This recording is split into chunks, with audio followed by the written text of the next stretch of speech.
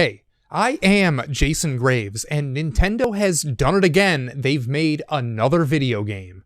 Pokemon Mystery Dungeon Rescue Team DX comes out in 2 weeks, and this time you assume the identity of one of the creatures. The original games DX is based on are now 15 years old. There were originally 2 versions. This Switch version merges both together into one hopefully definitive edition. The original games were the last in a long line of spin-off titles designed to give Pokemon a presence on the DS before Diamond and Pearl were ready. Mystery Dungeon was not my first Pokemon game, but it was the first Pokemon game that I remember actively being hyped for. I remember caring about this game before it came out. In contrast, this remake feels less like a hearty appetizer and more like gargling mouthwash after ingesting Sword and Shield. I played Pokemon Mystery Dungeon Blue Rescue Team on this very DS until smoke started bellowing out of the speakers. I played this game until my own wheels fell clean off my body. I recruited Celebi. I was granted a wish from Jirachi. Heck, I even saw the fabled Munchlax. The game was made by Chunsoft. Koichi Nakamura was the main producer. I love Koichi Nakamura. He was the director of literally the 2 best Dragon Quest games. Chunsoft had honed their craft with other Mystery Dungeon games for 12 years up to that point. To say that Blue and Red rescue teams were in good hands is about as gross an understatement as saying that this candy bar is in good hands right now. Pokemon fans have always liked to disagree about the future of the series. This game came out at the perfect time for the perfect systems. It was in that transitional period where not every kid on the playground owned a DS, but we all loved Pokemon. Remaking this game might just be what the collective Pokemon palette needs right now. It's a welcome tactical adjustment to fulfill the same emotional beats. I'll tell you what I mean by that in a second, but what I will tell you right now is that as a 20-something-year-old person, role-playing as an actual Pokemon is a lot cooler than role-playing as a 10-year-old child. This game has such a different dynamic when compared to the main series, but it still manages to evoke a similar response. A big feeling in Pokemon, and why the games are so appealing to so many people, is because it's what I'll affectionately refer to as a talent simulator. You roleplay as somebody with immense talent.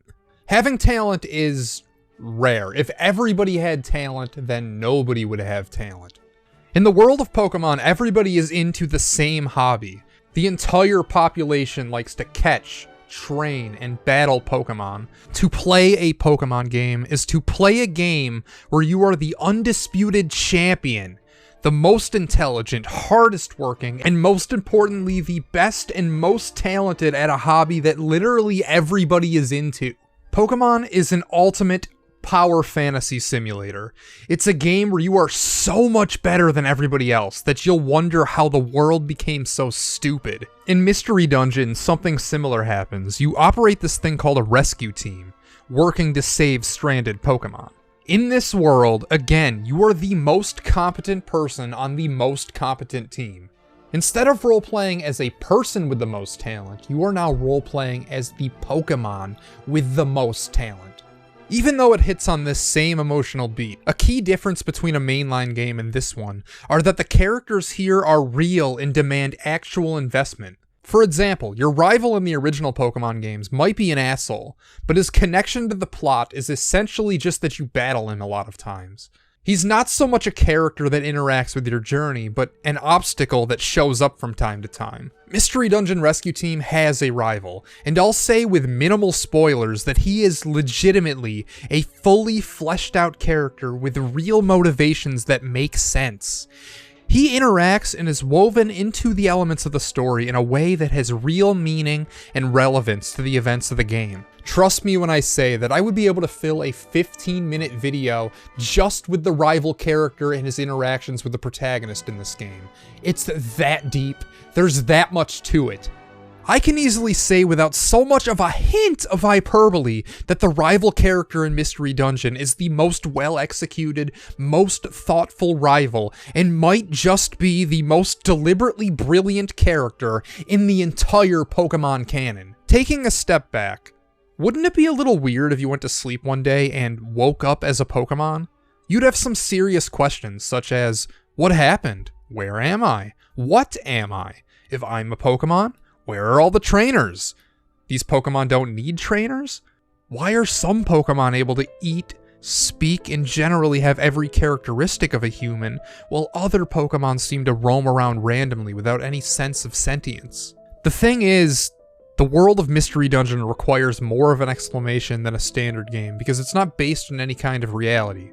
The Pokemon games were all approximations of different islands in Japan. There was a baseline in reality to set your expectations on. When I look at the world of Mystery Dungeon, I see serious social problems. There's a two-class system the Pokemon spend their lives existing inside. You, your best friend, your rival, everybody in town. These Pokemon are civilized, but there's these Pokemon you find out adventuring. They're mindless savages. They wander around indefinitely, attacking you for no discernible reason other than this being a video game and you need somebody to fight in a video game. Am I the only one who finds this dynamic strange? These wild Pokemon don't have a conscience. They aren't thinking. They aren't living real lives. They aren't capable of reason like the Pokemon in town.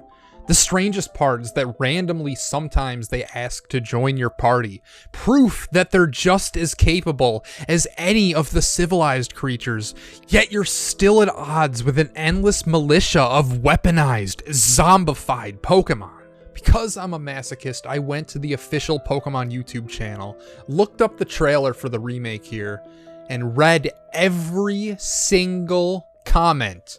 There were 3,870 of them.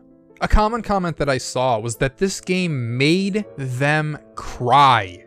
A staggering amount of commenters, 133 to be exact, were imploring the video game gods to remake some other Pokemon game.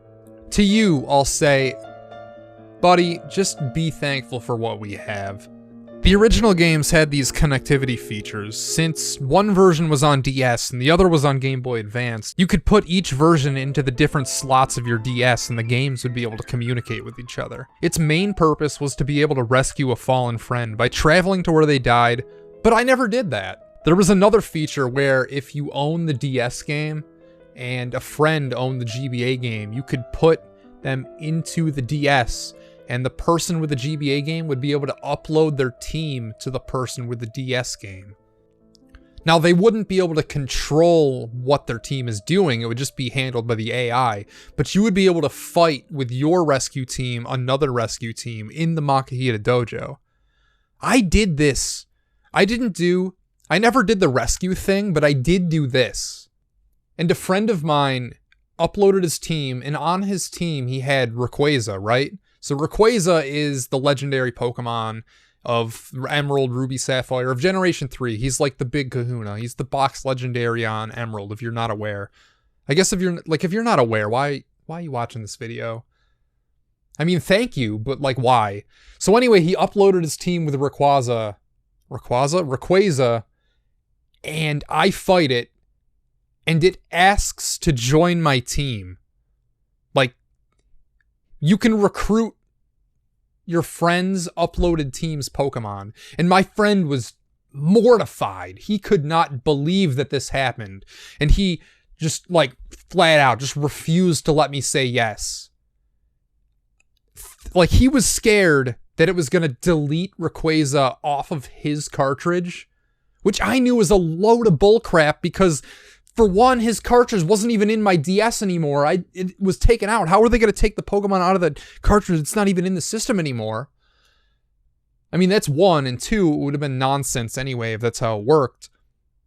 So, you know, it's been 15 years, or I guess 14 years since the American release.